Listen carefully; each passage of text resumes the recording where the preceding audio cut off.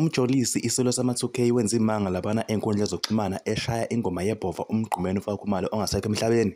Abantu bashiye bebambe ongezansi bemangele futhi bemjabulela bamvuma bathi hayi cha impela uyishaye. Kwase kuba khona ama-comments athi abantu bacela ukuthi uMjolisi apheke uLusanda ngoba bazi ingane mhlawumbe bengezwana ngoba uLusanda usephekwe abantu abaningi kodwa manje akavuthwa. Mhlawumbe engavuthwa uma engaphekwa uMjolisi.